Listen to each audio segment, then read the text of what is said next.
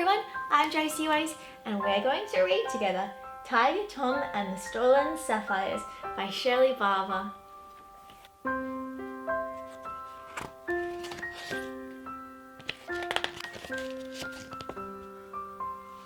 A happy family of cats once lived in a cottage by the bridge over Catfish River in the faraway kingdom of Felicior. Every day, Mr. Moggins would go off to his favourite spot upstream to catch fish for their dinner, while Mrs. Moggins looked after their 4 kittens, Tom, Pearline, Kitty, and baby Tiddles. When Mr. Moggins came home each evening, Tom always ran along the river path to meet him, and Mr. Moggins always said, "Hi, Tiger," and so that's how Tom came to be called Tiger Tom. But one evening, Mr. Moggins didn't come home, and his family became very worried. Tom said, "Perhaps Papa has had an accident. I'll go and look for him." Then he hugged his mother, sisters, and baby brother, and off he set to look for his father. Tiger Tom followed the path beside the river for a very long time, until at last he found his father's fishing rod and basket beneath some bushes. Perhaps Mr. Moggins was lying hurt nearby. Tiger Tom called, but there was no reply. While he was looking around, he suddenly came upon a small door in the side of the riverbank. He tried to open the door, but it was locked. As Tiger Tom stood wondering what to do next, a bright blue sparkle caught his eye. Half hidden in the mud was a sapphire. He picked it up. How on earth did it get here? He wondered. All the sapphires in the kingdom belonged to the king of Sapphire Castle.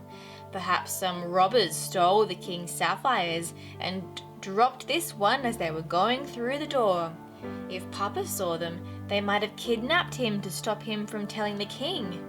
Tiger Tom decided to go on to Sapphire Castle. The king's guard will be able to open this door, and then we'll find out what has been going on.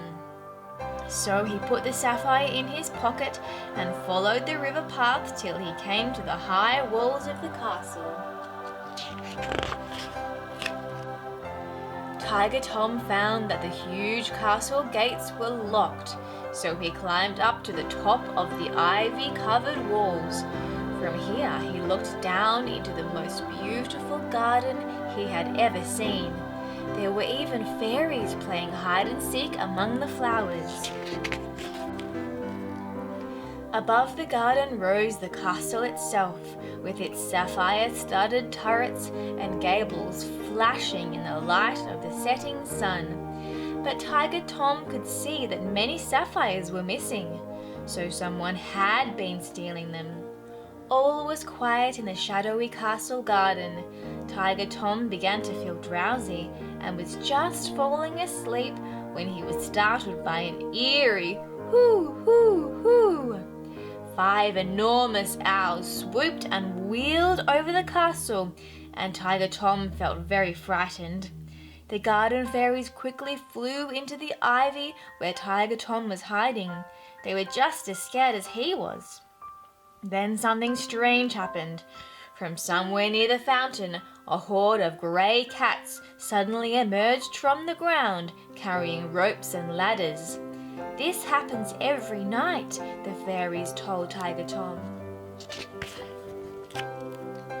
The cats silently climbed to the top of the castle and scurried over the roofs, prizing off sapphires and putting them in big sacks. Then they slipped back down to the garden and vanished as suddenly as they'd come. Early next morning, the king and queen and little princess Mulinda came outside and looked up the castle roofs. Almost all the sapphires had gone. "This is terrible," cried the king. "Those sapphires are kept to help our people in times of famine. First my crown jewels and gold plate were stolen, and now all our sapphires are disappearing from the rooftop. But we can't go out because of those awful owls. Oh, what can I do?" At this, Tiger Tom sprang down from the garden wall and bowed very low. "Your Majesty," he said, "I think I may be able to help you." He gave the sapphire he had found to the king and told him about his father's disappearance, the strange door, and of all he had seen the night before. The king was amazed.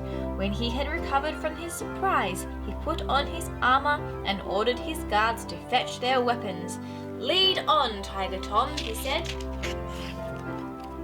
Tiger Tom led the way to the hidden door, and the guards soon had it open. Inside were many winding passages beneath the forest. One of them led to a trapdoor in the castle garden.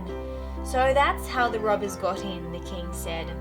Ladders, ropes, and sacks full of stolen sapphires were lying in one cave, and in another some very strange inventions. In the last cave, they came face to face with the 5 awful owls, but Tiger Tom noticed something very odd about them. Before anyone could stop him, Tiger Tom darted behind the owls and turned the 5 large keys which he'd pulled out of their backs. "They're only clockwork," he said. "Well done, Tiger Tom," said the king. "Now we have less to fear." They crept to the entrance of the next cave, and what a sight met their eyes!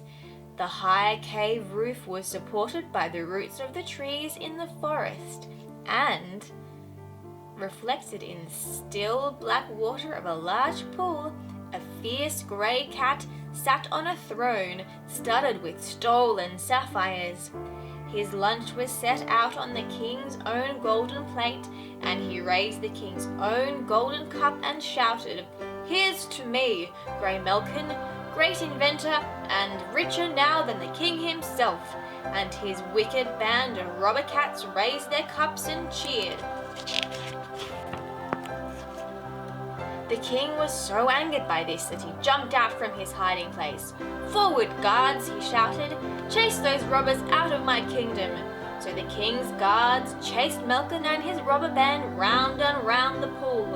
Many of the grey cats fell into the water and crawled out so wet and cold that all the fight had gone out of them. Then the guards drove Melkin and his band of robbers out of the tunnels, and they fled to a distant part of the forest. Now Tiger Tom heard faint cries for help. He led the king and his guards along twisted tunnels until at last they came to a cave under the castle itself. And there, chained up, was Mr. Moggins. How happy Tiger Tom and his father were to see each other again. Mr. Moggins explained that he had been quietly fishing when he had seen some of the sapphire robbers come out of the tunnel. When they realized that he'd heard them boasting about their ill-gotten treasures, they grabbed him and pushed him through the tunnel door. They had planned to keep Mr. Moggins prisoner until they'd stolen every single sapphire.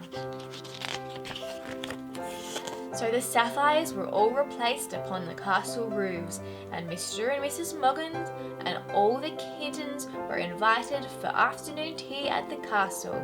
And what a tea it was! Salmon sandwiches and catmint tea, followed by fish cakes, fish scones and fish jelly, and to finish off, cheese and crispy fish biscuits. Before the Moggins family left the castle, Tiger Tom was presented with a gold and sapphire medal for bravery, and the next day the Mogginses found a beautiful bright red rowing boat tied up outside their cottage. It was a present from the King, Queen, and little Princess Mulinda. From then on, Tiger Tom went out fishing with his father every day. Every day, that is, until... But that's another story. Well, that's another story. Thanks for watching, everyone. I'm JosieWose. You can give this video a thumbs up and hit subscribe if you like it, and I'll see you next time. Bye!